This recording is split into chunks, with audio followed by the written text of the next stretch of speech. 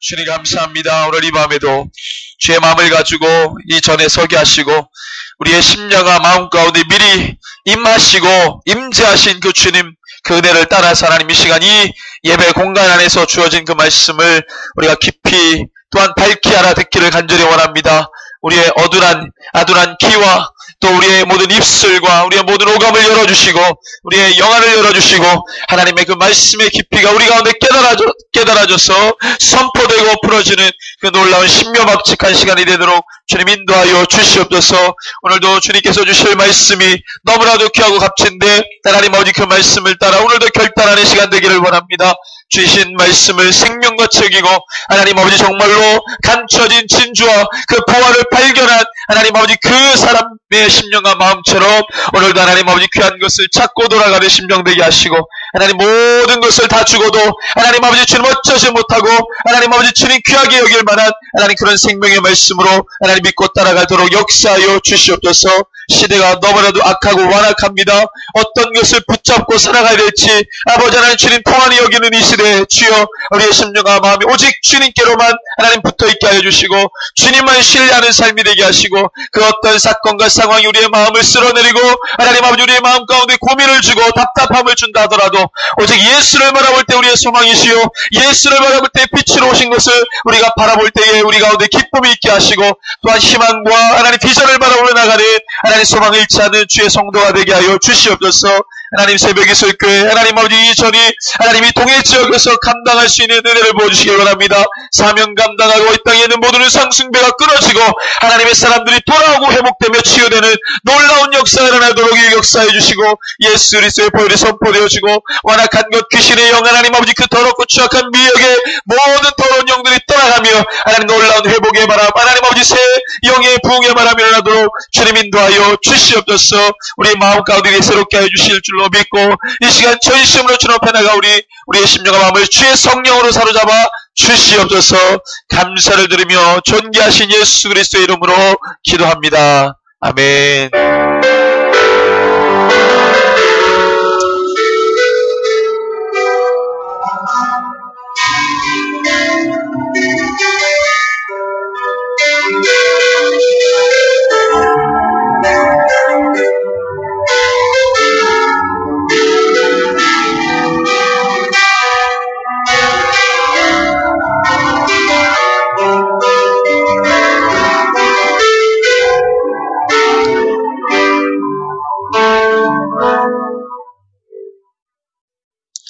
예, 오늘 우리 주신 말씀은 호세아서 6장입니다. 1절에서 11절 호세아서 6장 말씀입니다.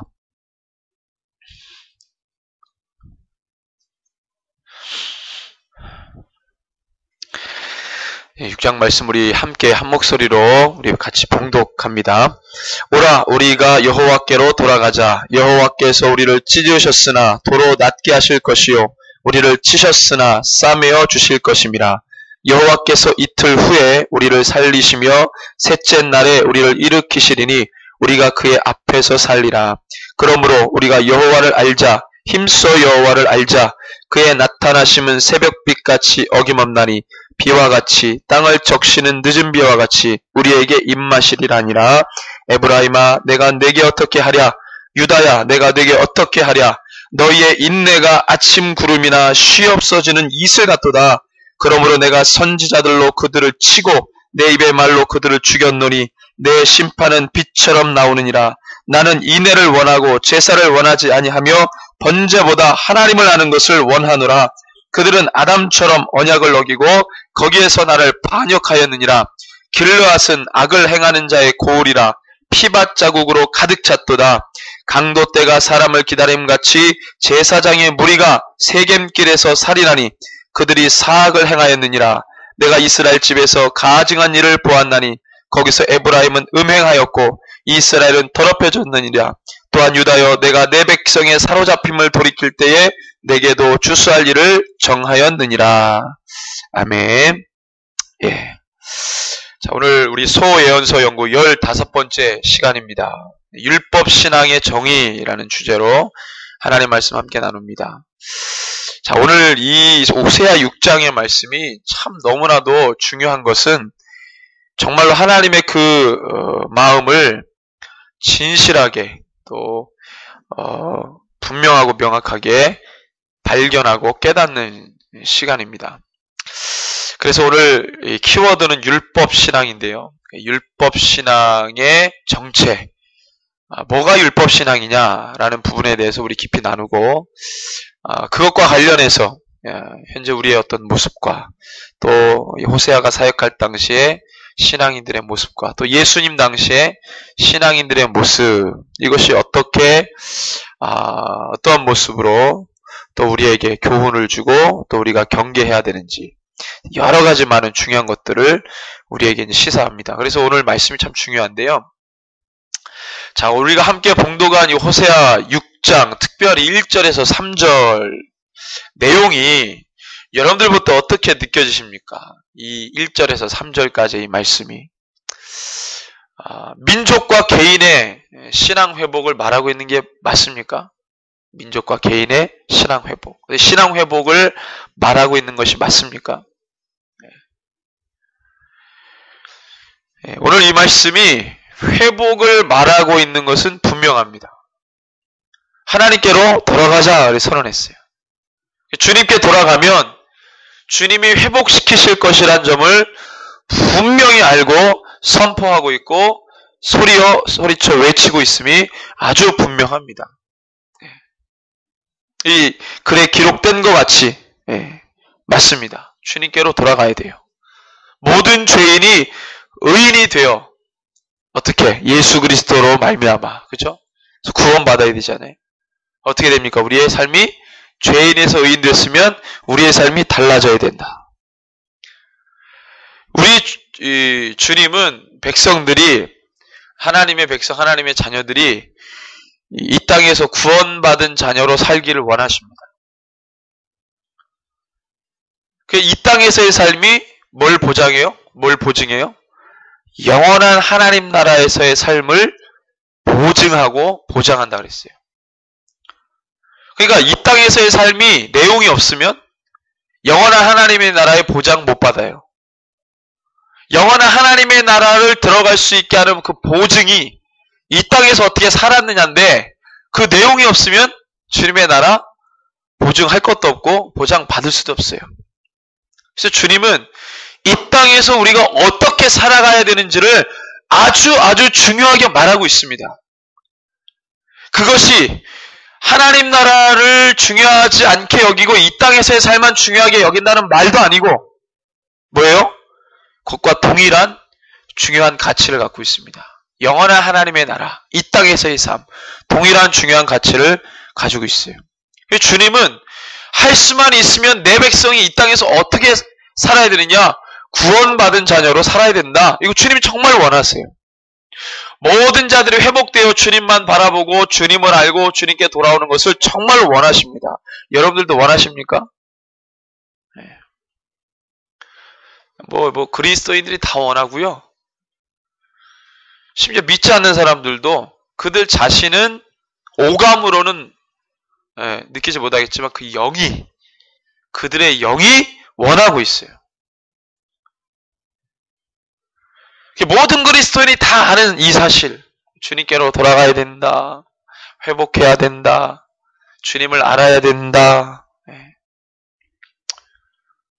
뭐 어떻게 됩니까? 알면은 문제가 없겠죠. 알면 문제가 없겠죠. 알았으니까 아는 대로 살면 될 일 아닙니까? 근데 아는 대로 들은 대로 살면 되잖아요. 그럼 문제가 없잖아요. 그런데 아는 대로 살면 될 일인데 그럼 문제가 없는데 문제가 있어요. 여전히 교회는 점점 그 영향력과 성도의 생명력 있는 파워가 희미해지고 있어요. 교회의 회복이라는 이 세상의 회복, 믿지 않는 자의 회복, 믿는 자라 할지라도 넌 크리스찬들과 다를 바 없는 그런 이 썬데이 크리스찬들을 회복해야 되고, 교회 이 세상 회복, 죄로부터 회복, 이게 아니라 이미 예수 그리스도를 믿는 그 진리 가운데 있는 자들, 이 교회가 회복해야 된다. 자성의 목소리가 점점 높아지고 있는 시대. 세상이 회복돼야 되는데 그 목소리는 쏙 들어가고 교회부터 회복되라, 이런 소리가 들리고 있습니다. 사회에 여러 가지 불합리한 부조리, 악, 죄에 대해서 사회에 대한 정화작용을 교회가 했었고 계속 해야 되는데 그 정화작용을 잃어버렸어요. 또 자기를 깨끗게 하는 자정작용도 잃어버렸다. 이 교회의 기능이거든요. 사회를 정화시키고 자기 자신을 정화시키는, 이게 교회의 기능인데 그걸 다 잃어버렸어요. 복음과 진리를 담아야 하고 풀어내야 하는 교회 안에 오히려 진리와 복음이 없다고 말합니다.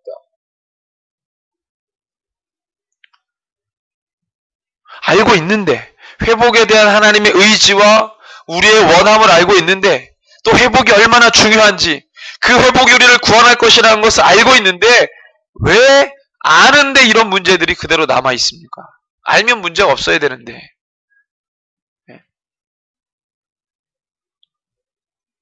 하나님께로 돌아가야 하는 것, 말씀으로 돌아가야 하는 것, 십자가 돌아가야 되는 것을 아는데 그분이 내 백성에 내가 복을 주길 원하고 그들이 잘 되기를 원하고 이런 하나님인 것을 우리가 다 아는데 그분께 나아가면 치유가 된다는 것을 다 알고 있는데 왜 여전히 문제가 생깁니까? 왜? 호세아 6장 1절에서 3절의 말씀과 같이 이 고백을 우리도 하고 있고 다 알고 있는데 왜 여전히 문제가 있습니까?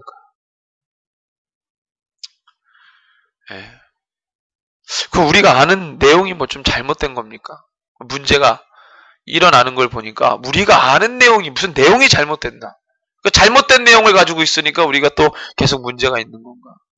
근데 눈 씻고 찾아봐도 내용에는 문제가 없어요.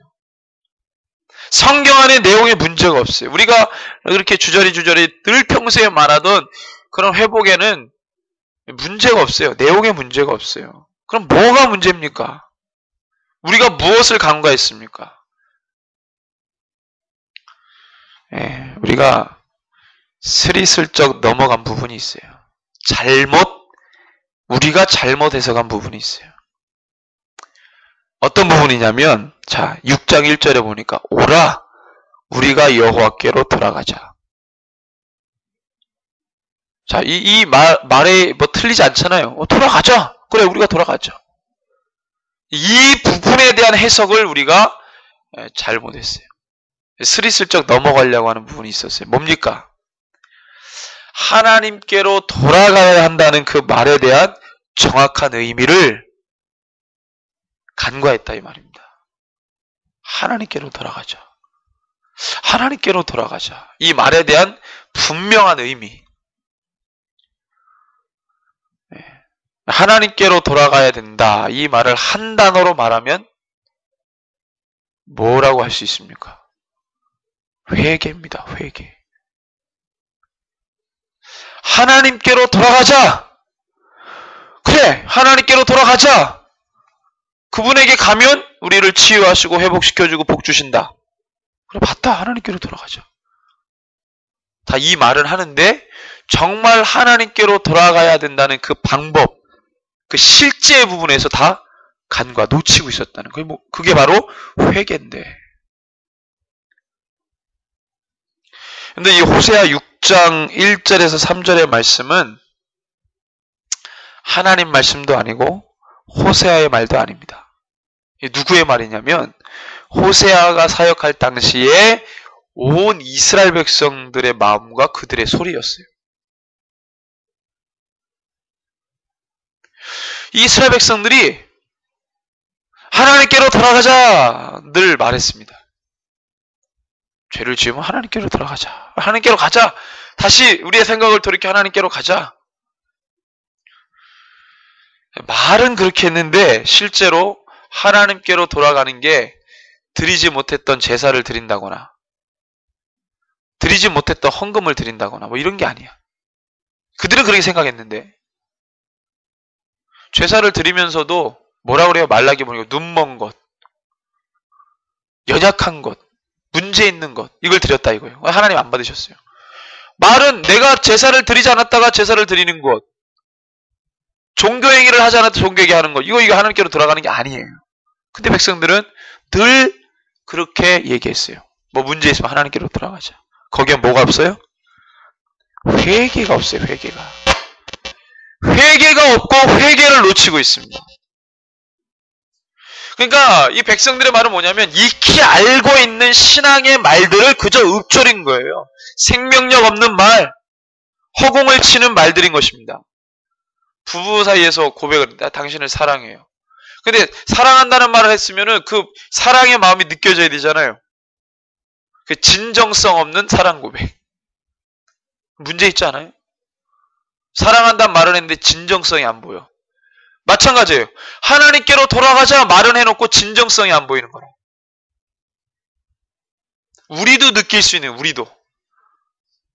영적이지 아니고 육적인 우리도 누가 이렇게 관계 속에서 뭐 진정성 없는 말을 하면 느껴요. 근데 아주 영으로 모든 게 영이신 분, 영으로 충만하신 주님이 우리가 정말로 영감 없이 진정성 없이 주님께로 돌아가자 주님이 대원하시는 거예요. 호세아도 알고 있었어요. 느끼고 있었어요. 우리가 이렇게 신앙생활 하다 보면은 한국교회의 교회의 정서, 세계교회의 교회의 정서, 지역교회 교회의 정서, 또 내 아는 지인들이 다 예수 믿고 하는데 그들과 같이 있으면 그들에게 느껴지는 정서 뭡니까? 종교행위는 하되 그 안에 진정성이 없어요. 신앙의 삶을 사는데 진정성이 없어요. 그럼 우린 종교행위라 그럽니다. 믿음의 말을 하는 것 같은데 그 안에 진정성이 없어요. 엄청나게 많은 종교의 말들로 치장하는데 진정성이 없어요. 말은 많이 알고 개념을 알고 뭐도 알고 뭐는 아는데 한마디 할 때마다 진정성이 없어요. 마치 이런 거 같죠. 뭐 이렇게 길을 가다가 확 넘어졌어요. 그러면 예수 믿지 않은 사람은 엄마야 그러고 대부분 예수 믿는 사람들은 아버지 나오거든요. 저도 그렇거든요. 운전을 하고 가다가 뭐 이렇게 섬뜩한 일이 생기면 아버지부터 찾아요. 그 아버지가 육신의 아버지를 찾는 게 아니라 하나님 아버지 찾는 거잖아요. 툭툭 나오죠. 그러니까 이런 거 같은 거예요. 진정성 없이 툭툭 나오는 말. 그 상황에 맞게 나오는 종교의 말들. 허공을 치는 말들이죠. 늘 그렇게 말했어요. 백성들이. 그렇게 회복을 말했어요. 하나님께로 돌아가자 그런 말들을 했어요. 하나님께로 돌아가자 그러면 여러 신앙 회복의 장치들을 가지고 나아가려고 합니다. 예를 들면 성회를 연다거나 뭐 큐티 합시다. 뭐 기도회를 엽시다. 뭐 합시다. 좋아요. 그런데 가장 중요한 게 빠져 있어요. 뭐가 빠져 있습니까? 회개가 빠져 있는 거예요. 하나님께로 돌아가기 위해 가장 중요한 것은 바로 회개입니다. 어른들, 신앙인들이요.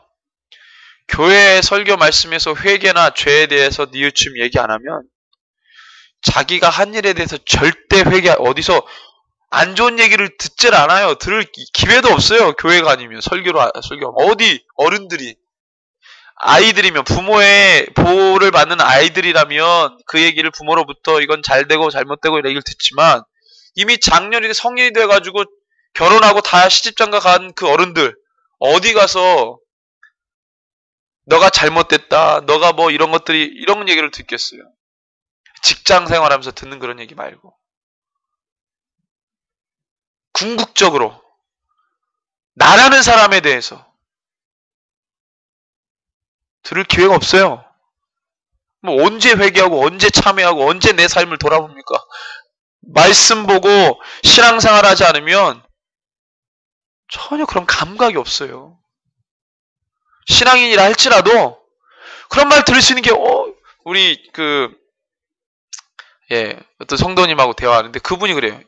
여러 교회를 다녀보는데 예수 믿은 지 2년 3년밖에 안 된 그분이 자기도 알겠다라는 거예요. 이 교회는 기복신앙의 메시지가 너무 많다는 거예요. 자기도 알겠다라는 거예요. 자기도. 나 예수 믿은 지 얼마 안 됐는데 자기가 들어봐도 여기는 아니라는 거야.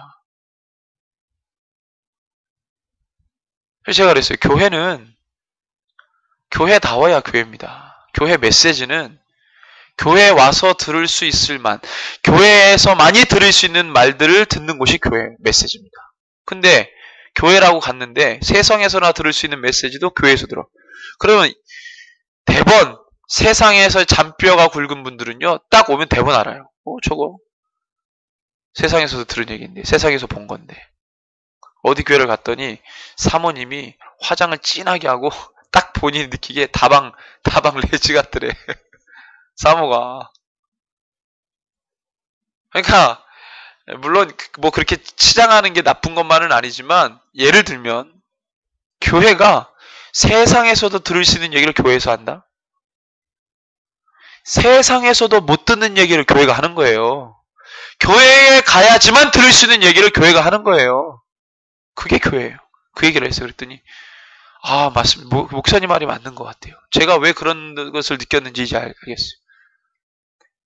자기가 세상에서 경험한 것들, 본 것들을 교회에서 하고 있다라는 거예요. 신앙 없는 사람들도 만나면은 좋은 얘기만 하길 원하고, 잘 됐으면 하는 마음이 있고, 뭐 주식을 하는 사람 주식이 막 잘 돼야 되고, 집을 샀는데 집값이 뭐 어느 정도 돼야 되고, 뭐 이런 얘기 하잖아요. 잘 되는 얘기 하잖아요. 긍정의 얘기 하잖아요. 복되는 얘기 하잖아요. 서로 만났는데 서로 간의 연약한 점에 대해서 심도 있게 얘기하는 사람도 못 봤어요. 너는 이것을 좀 뉘우쳐야 될 것 같아. 넌 이것을 좀 고쳐야 될 것 같아. 이런 얘기 잘 안 했습니다. 교회에서 많이 할 수 있는 거예요. 하나님께로 돌아가기 위해 가장 중요한 것은 회개입니다. 진정한 회개. 내가 죄인임을 진실로 고백하는 회개. 죄에 대한 회개. 이게 중요한 거예요. 죄로부터 노임을 받는 겁니다. 죄에 대한 멍해와 결박과 묶임, 그 모든 악한 족쇄들로부터 노임을 받는 거예요. 이게 회개입니다. 근데 예수님의 사역을 보십시오. 초림과 사역과 죽음과 부활과 승천과 재림, 그 예수님의 사역들을 보게 되면은 초림은 뭐였습니까? 초림은 이 모든 하나님의 사역들에 대한 시작 아니었어요? 예수님의 초림은 그게 예수님에 대한 구원의 사역 시작. 그럼 사역은 뭐였어요? 사역. 세상이 악하다고 죄를 선언했잖아요. 회개와 하나님 나라를 선포했잖아요. 치유 사역 속에서 늘 뭘 선언하십니까? 죄 사함을 선언하시잖아요. 예수님의 죽음은 무슨 뜻입니까? 죄에 대한 대속이잖아요. 부활은 뭐였습니까? 죄와 사망 권세를 깨트린 회복의 소망을 갖게 한 것 아닙니까? 그럼 승천은 뭡니까? 죄에 대한 최종 심판과 구원의 준비를 위해 가신 거 아니에요? 가면서 주님 뭐라 그랬어요? 내가 너희들의 처소를 예배하러 간다. 그 말이거든요. 다시 오신 뭡니까? 죄에 대한 최종 심판과 구원. 그죠? 죄를 해결하시는 거예요. 그러니까 내가 죄인임을 고백하는 것은 내가 예수의 사람이 되겠다는 선언의 시작이라고 할 수 있습니다. 진정한 회개. 평생을 하나님께 드리고 그 사명을 위해 목숨까지 내놓았던 바울도 뭐라고 고백해요? 죄인 중에 괴수라. 죄 고백을 해요. 아니 평생을 주를 위해 바쳤던 바울이 그 말 안 한다고 해서 누가 손가락질합니까? 바울에게? 저 사람 왜 회개 안 해? 그렇게 한평생을 주님 앞에 헌신했던 그도 회개했어요. 다윗은 영성이 가장 충만할 때 애석하게도 사울 왕에게 피해 다녔던 때예요. 그때 다윗이 뭔 잘못을 했습니까? 그런데도 회개합니다. 그가 회개해요. 주님께. 자신의 연약함과 죄인임을 고백합니다. 우리는 뭐가 잘나서 회개를 안 하는지 모르겠어요. 다윗만도 못하고 흡사 바울만도 못한데 회개할 줄을 몰라요. 한국 교회는 현재 회개가 없습니다. 이 회개. 죄를 죄로 고백하는 이 회개가 없는 거예요. 훈련은 시키고 훈련은 받아요. 공부는 시키고 공부는 해요. 말씀은 선포되고 많이 듣습니다. 그런데 회개를 안 해요.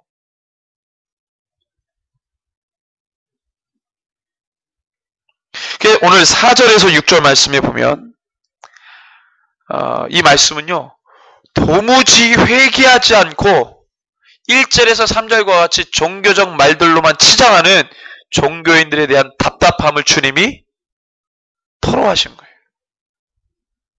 그 뭐라고 표현하십니까? 에브라임아, 내가 너에게 어떻게 하랴? 유다야, 내가 너에게 어떻게 하랴? 이 말은 뭐예요? 북이스라엘아, 남유다야, 이 말이죠. 너희의 인내가 뭐라고 표현하냐면, 제가 늘 쓰는 말, 구름 떠다니는 신앙, 너희의 인애가 아침 구름이나 쉬 없어지는 이슬 같도다. 제가 성경적인 표현을 쓴 거예요. 주님도 그런 말씀을 했으니까. 너의 신앙의 삶이 쉬 사라지는 아침 안개와 같은, 구름과 같은 그런 모습이구나. 주님이 답답도 하고, 가슴이 아프기도 하고, 화가 나시기도 하고, 애가 끌리기도 했다가, 안타깝기도 했다가, 막 주님의 마음이 복잡다양하죠. 너무 사랑을 하는데 돌아올 줄은 몰라. 죄만 지어요. 회개는 시켜야 되겠고, 내 자녀로 인해서 내 앞으로 와야 되는데, 그 심정 있잖아요. 그렇죠? 얼마나 우리가 주님께 죄송한지 몰라요. 아휴, 이놈의 목사는 좀 목사답게 하나님 말씀이 온전히 써서 성도들을 가르치고 목양하고, 성도들은 성도답게 교회를 이루고 주의 제자가 되고.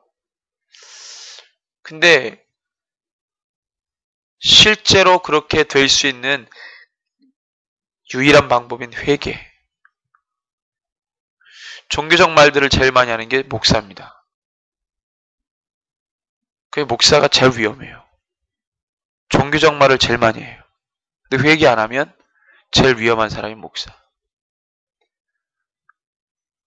그래서 저를 위해서 기도를 많이 해주시라는 거예요. 결국 저를 위해서 기도 많이 안 하시면 해를 보는 건 저뿐만이 아니라 성도들,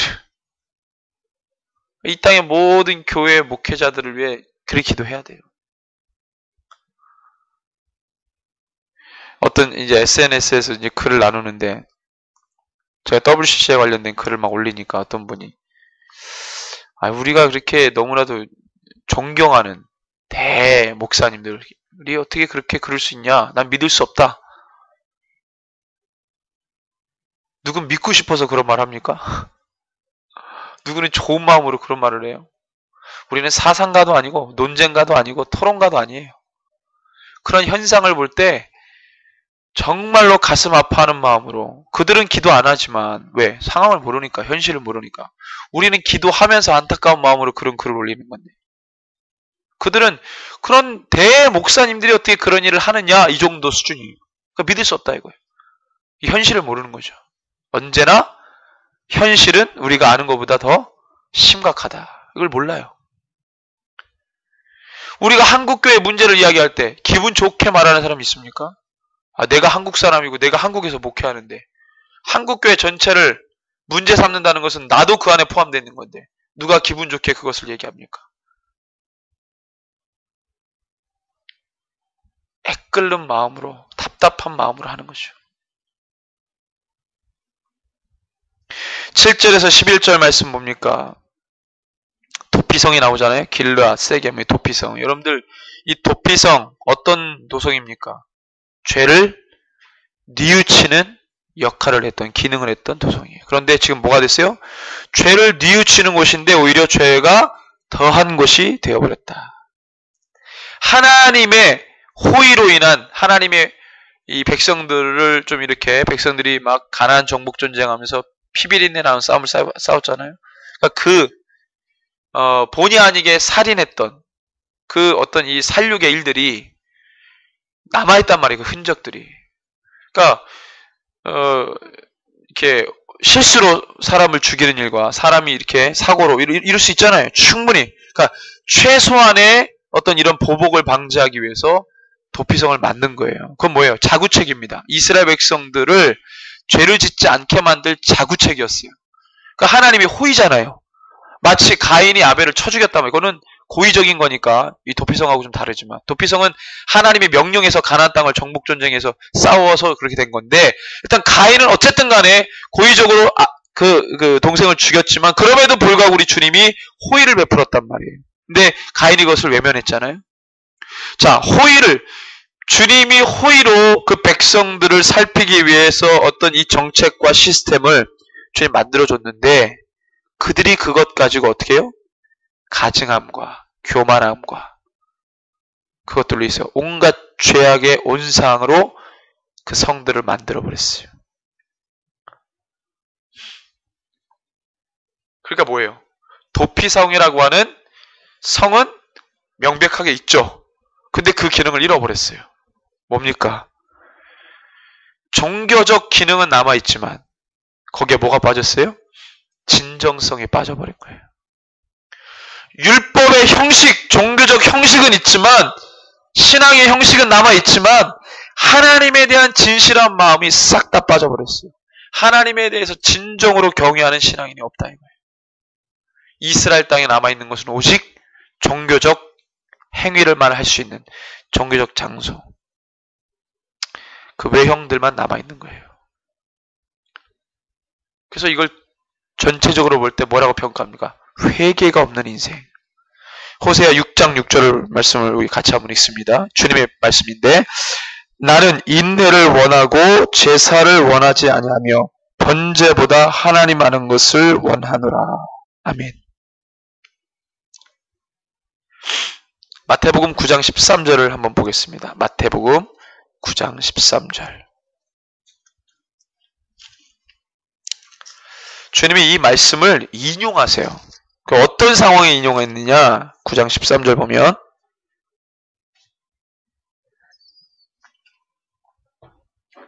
자, 세리들과 식사하는데 세리를 죄인이라고 여겼어요. 세리들하고 식사하니까 종교 지도자들이 예수님을 비난합니다. 어떻게 죄인들과 함께 먹고 마실 수 있느냐?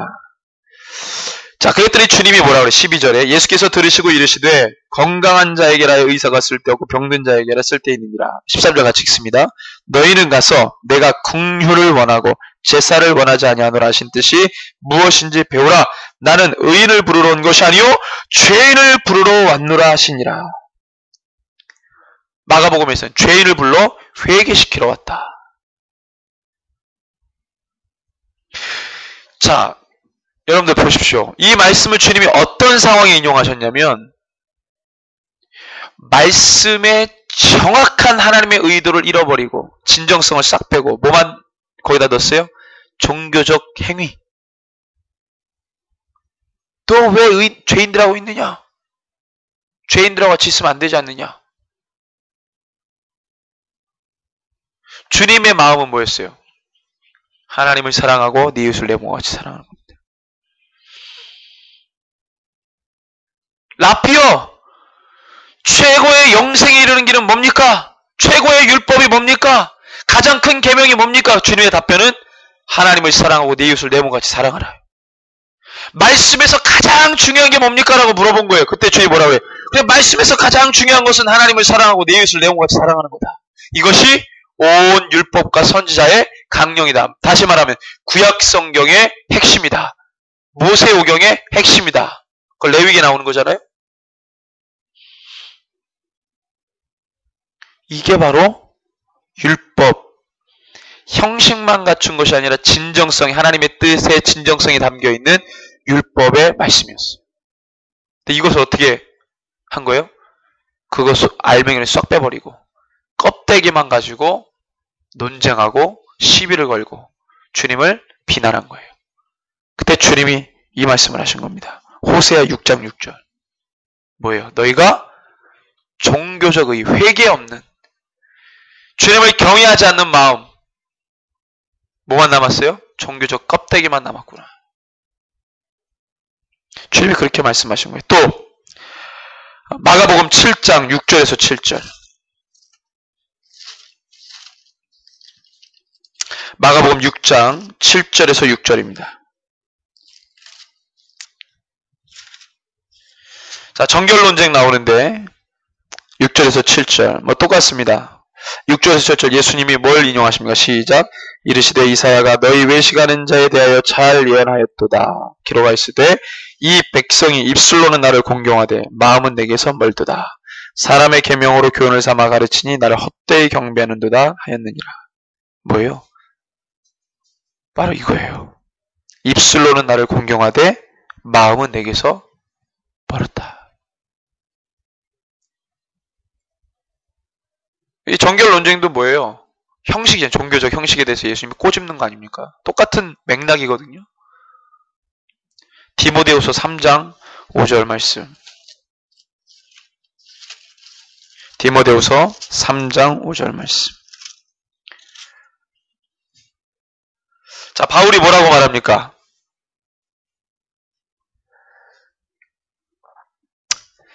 같이 읽습니다.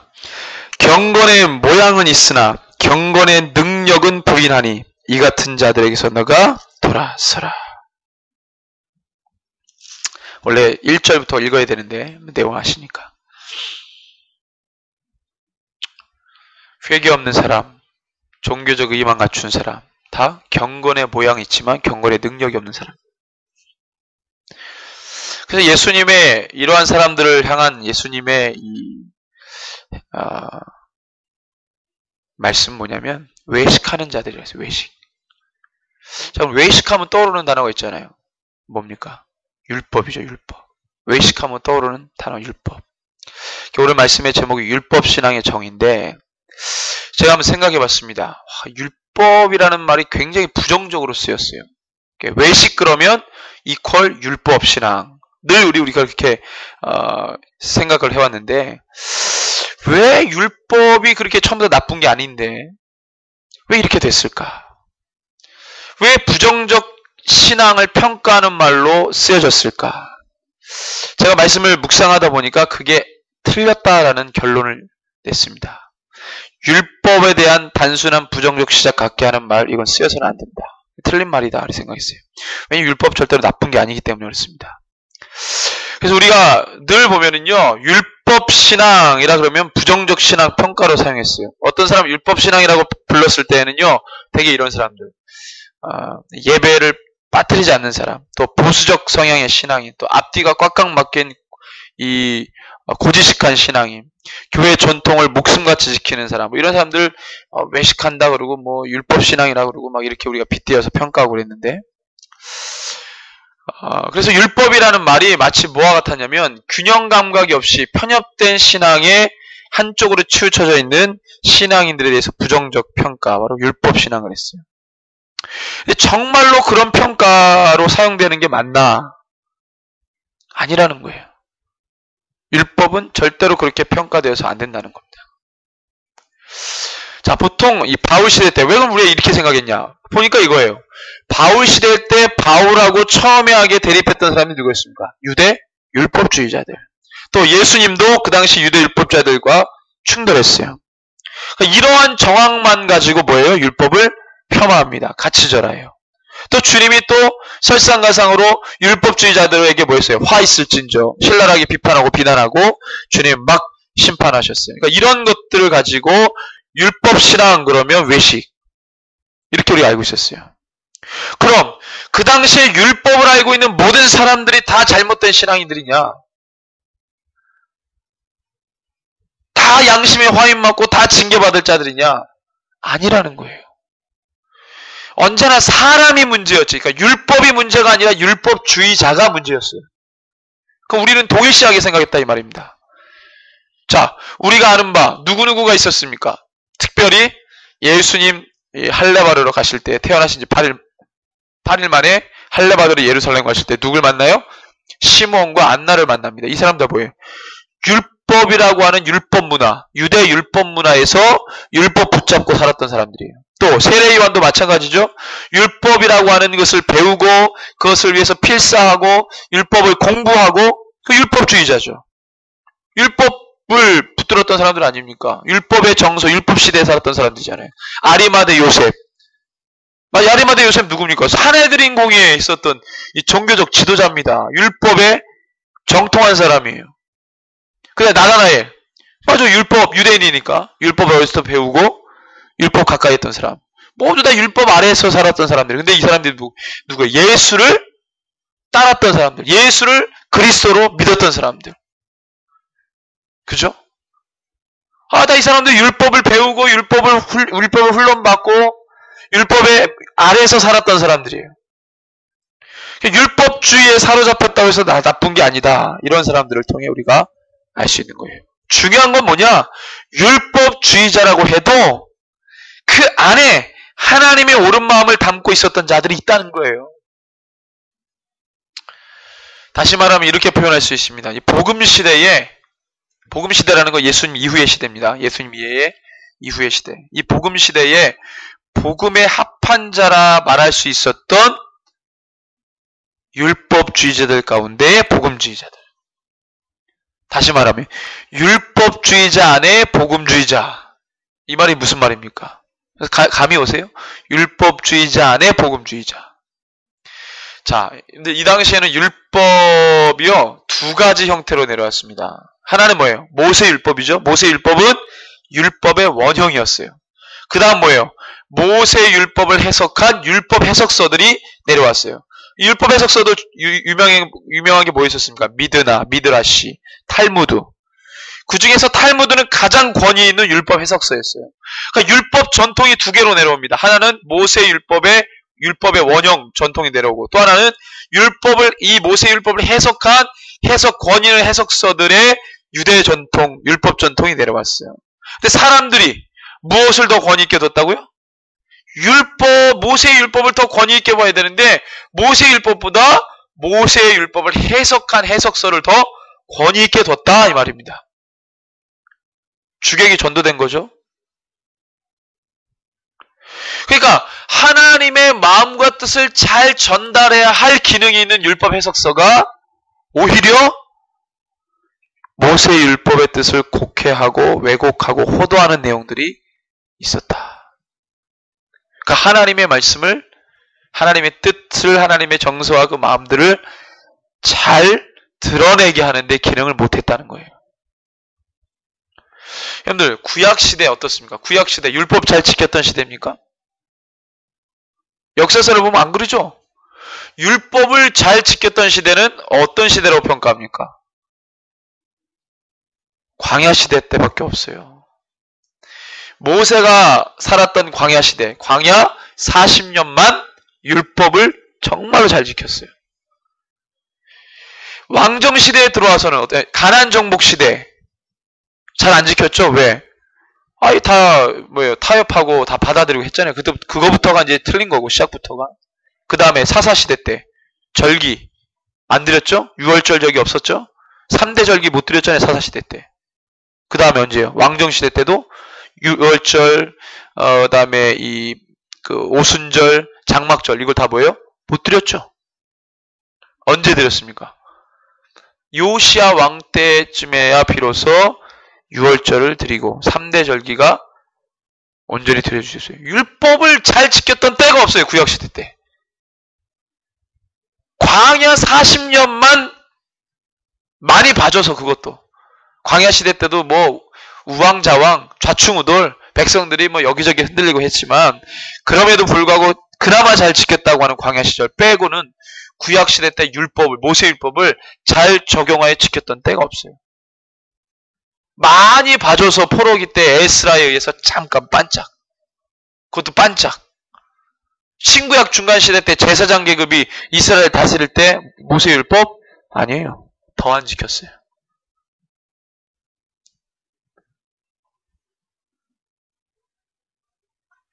그래서 구약시대 때 보면은요, 오히려 모세율법이 가려진 시대였습니다. 뭘로? 죄로 인해 가려졌던 시대예요. 때문에 믿음의 왕들이라든지 선지자들을 보내셔가지고 주님의 마음을 회복시키는데 어떻게 해요? 모세율법에 담긴 정신, 특별히 신명기 신앙 정신을 회복하기 위해 하나님이 일꾼들을 보내십니다. 요시야 왕 같은 경우도요, 간간히 성전 정리하다가 신명기 율법서를 발견해가지고 그나마 막 이렇게 종교개혁하고 해가지고 했지, 쉽지가 않았어요. 그래서 이 구약시대 때 모세율법을 온전히 회복하는 일은 뭐냐면 구약시대의 모세율법에 담긴 예수 그리스도, 이 진리의 뜻 등을 발견하고 풀어내는 아주 중차대한 과업이다. 이렇게 말을 해도 돼요. 그래서 우리가 뭐예요? 구약시대의 내용을 통해 예수님의 예표적 사건과 내용들을 우리가 볼 수 있는 거잖아요. 그것을 발견해내는 게 구약시대의 사명이었습니다. 그래서 율법신앙 안에 복음신앙, 율법주의자 안에 복음주의자는 말은 모세의 율법 받은 율법을 죄로 인해 가리운 게 아니라 그 율법 정신대로 하나님이 주신 마음 가운데로 그것을 지켜 행하는, 예를 들면 요시아 왕 같은 사람이 율법주의자 안에 복음주의자일 수 있죠. 다윗과 같은 사람이 율법주의자 안에 복음주의자일 수 있죠. 에스라 같은 사람이 율법주의자 안에 복음주의자라고 말할 수 있죠. 구약의 선지자들도 율법주의자들 안에 복음주의자라고 말할 수 있죠.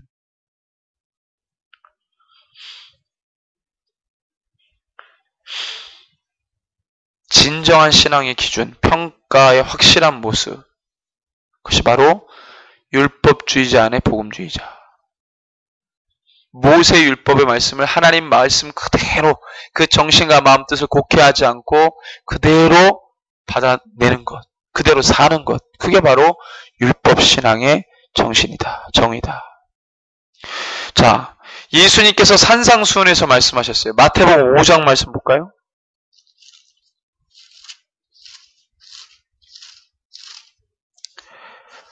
마태복음 5장 20절에 보면 내가 너희에게 이르노니 너희 의가 서기관과 바리새인보다 더 좋지 못하면 결코 천국에 들어가지 못하리라.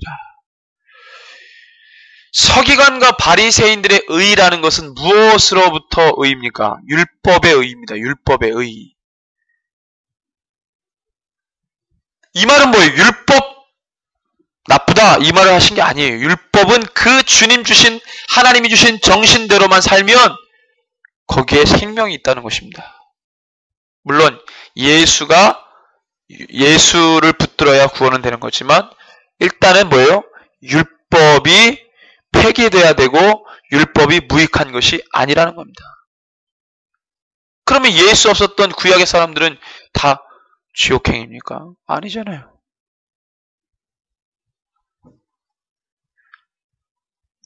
예수님께서 신약에서 하신 모든 말씀은 구약성경, 즉 모세오경을 비롯한 구약성경을 인용한 말씀이셨어요. 광야에서 사단을 물리치실 때도 구약성경 다른 관점에서 다시 새롭게 해석한 어떤 이론을 가지고 개념 가지고 물리치신 것이 아니라 신명기 말씀 그대로 선포했어요. 모세의 율법 그대로를 가지고 선포하셨어요. 그 모세의 율법의 핵심은 레위기고 레위기의 핵심은 성막이고 번제며 피었잖아요. 그것은 뭘 말하는 거예요? 예수 그리스도의 사역을 예표하는 사건이었습니다. 때문에 모세의 율법은 예수 그리스도를 미리 증거하는 약속의 말씀이라고 할 수 있는 거예요. 그러니까 예수 그리스도를 온전히 받아들였다는 구약의 상황이라는 것은 구약의 모세오경을 그대로 따라 살아간 자, 그 정신을 그대로 담아낸 자. 그러니까 시몬과 안나가 예수를 볼 수 있었고 세례 요한과 같은 자가 예수를 볼 수 있었고, 그래서 아리마대 요셉이 예수를 볼 수 있었고, 나다나엘이 예수를 너가 무화과 나무 아래에 있었다는 것을 내가 보았다. 학자들이 해석이 분분하죠. 현 시점에서 나다나엘이 무화과 나무 아래에 있는 것을 주님 보지 않고 너가 거기서 뭔 일을 했구나 이렇게 해석하는 사람이고, 또 무화과 나무 아래에 있다는 것은 이 다윗 시대 때 제가 여러 번 말씀드렸지만 이 정치적인 접근인데, 다윗 시대 때야 비로소 백성들이 포도나무와 무화과 나무 아래에 거할 수 있게 됐어요. 이건 뭐냐면 자기 땅을 가질 수 있었다는 거예요. 빈부의 격차가 없었어요. 다윗 시대 때 잘했던 일은 뭐냐면, 다윗 시대 때 그랬죠. 다윗 시대 때 모든 백성들 가운데 가난한 사람이 없었어요. 모든 사람들이 무화과와 포도나무 아래에 다 있을 수 있게 됐어요. 자기 땅이 다 있었단 말이에요. 자기 땅에 무화과나무와 포도나무를 다 심거든요. 유대인들은. 하나님이 그렇게 이스라엘의 회복을 말하실 때 늘 그렇게 말씀하세요. 무화과 나무와 뭐예요? 포도나무. 근데 그것을 이룬 왕이 다윗이에요. 솔로몬 때까지 그 혜택을 받다가 솔로몬이 부역을 많이 심하게 하면서 어떻게 돼요? 백성들의 마음이 어려워지게 됐죠. 그렇죠? 그러면서 그게 깨지기 시작합니다. 그러니까 유대인들의 마음 가운데는요, 지금 로마의 폭정 앞에 있으니까 가난 이 빈부의 격차가 너무너무 심화되어 있었어요. 그래서 늘 어때를 그리냐면은 다윗 시대 때를 그렸던 거예요. 이 모든 유대인들은 다윗 시대 때 무화과 나무와 포도나무 아래에 모든 백성이 거했던 것처럼 참 자유인이라고 하는 그때는 내 땅을 가지고 사는 인생. 하나님 백성이 가나안 땅이라는 땅을 주셨잖아요. 아브라함의 복을 두 가지로 말하면 땅과 자손인데 내 백성을 내가 정한 땅으로 가서 살게 하는 것. 이게 바로 참 자유인데 애굽이라고 하는 그 땅에서 불러내가지고 주님이 가라고 하신 땅, 그 땅을 주셨잖아요. 그죠? 그러니까 노예, 자기 땅이 아닌 그 삶에서 나와서 자기 땅으로 가요. 그게 바로 하나님의 해방인데 이 다윗 시대 때 회복을 부르짖었던 이 유대인들, 나다나엘도 늘 그걸 가지고 생각했던 거죠. 늘 그 고민을 갖고 있었던 사람이에요. 늘 그 고민을 갖고 있었는데 주님이 나다나엘의 고민을 알고 있었던 거죠. 아, 이 사람은 하나님의 영원한 의와 이 구원을 바라고 있는 사람이구나. 그와 같은 맥락에서 너가 무화과 나무 아래에 있었다는 것을 내가 보았다. 그렇게 해석하는 분들도 있어요. 어쨌든 간에 자 보십시오. 어쨌든 간에 하나님은요 모세 율법의 정신 그대로를 붙들고 사는 사람을 원하시는 거예요. 그게 바로 모세 율법 안의 복음주의자들. 그것을 그대로 가지고 가는 사람. 자, 호세아 시대를 비롯한 숱한 이스라엘의 역사 안에서 이 모세 율법의 참된 의미들, 하나님의 분명한 마음과 뜻 등을 회복하려는 이 움직임들, 주의 종들을 보내셔서 그들이 세상 권세자들에게 고난받고 환난을 당하면서도 그 모세 율법의 정신을 그대로 선포해야 됐던 것. 선지자들을 봅시다. 선지자들 환상 보고 주님 주신 말씀을 보게 되면 가만히 들여다보면 그게 다 뭐예요? 모세 율법을 그대로 풀어낸 하나님의 마음이었어요. 우리 호세아도 보십시오. 호세아의 이 주옥 같은 말씀, 이게 어디서 발언한 겁니까? 다 신명기적 사관, 신명기적 메시지들이에요. 다른 어떤 말씀을 주신 게 아니라 주님께서 이미 주신 말씀을 회복하라고 선포케 하신 겁니다. 그것에 대한 회복이 중요했어요. 다른 말씀을 전하라고 한 게 아니에요. 생명이 담긴 율법신앙, 진리가 담긴 율법신앙, 또 다른 표현에서 성령이 충만한 율법신앙, 이게 중요한 거예요. 성령 충만하지 않은 율법신앙은 종교적 의가 강화된 것이고 외식하는 것. 그런데 성령이 충만한 율법신앙은 세례 요한과 같은 자가 되고 시몬 안나와 같은 자가 되고 아리마대 요셉과 같은 자가 되는 것입니다. 오히려 율법신앙이 아니라 복음적 신앙인들이 더 죄에 무감각해요. 왜? 복음적 신앙인들은 무엇을 더 강조합니까? 은혜를 강조합니다. 은혜를 강조하다 보니까 종교적 말들에 대해서는 굉장히 많이 하는데 죄에 대한 인식이 부족해요. 다 은혜니까. 그건 아주 잘못된 것입니다. 이것이 복음적 신앙인들의 폐해입니다. 아이러니하지 않아요? 복음적 신앙인들이 어떻게 더 죄에 대해 무감각합니까? 여러분들 성령 충만한 율법신앙으로 죄를 죄로 여기고 미워하며 증오하며 거룩한 것을 사모해야 됩니다. 이 복음적인 신앙이 필요 없다라는 말이 아니에요. 죄를 죄로 여길 줄 아는 죄에 대한 인식이 정말로 필요하다. 우리는 복음적인 그리스도인입니다. 예수가 그리스도인 것을 추워도 부정하지 않는 은혜의 시대를 사는 그리스도인입니다. 맞습니다. 그렇지만 우리 가운데 부족한 죄에 대한 인식, 율법적, 성령 충만한 율법적 신앙인이 되지 않으면 죄에 대한 인식을 하지 못해요. 십계명은 모세율법으로 하나의 내용을 치부하고 그것을 버리니까 복음주의 진영에 있는 그리스도인이라도 다 우상숭배하잖아요. 신명기를 다시 회복해야 돼요. 십계명을 다시 회복해야 돼요. 십계명을 다시 회복해서 세상 섬기지 말고 주님 오직 예수만 섬기는 신앙인이 돼요. 이게 바로 율법 신앙의 참된 정의입니다.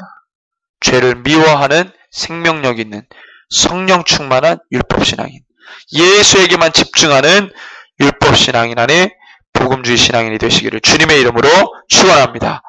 이 시간에 함께 기도합시다. 주님, 내 안에 있는 그 모든 죄의 독소들을 예수 그리스도의 이름으로 빼내주시고 우리 안에 성령 충만함으로 다시 불타올라 주님의 사명 감당하는 이 시대의 성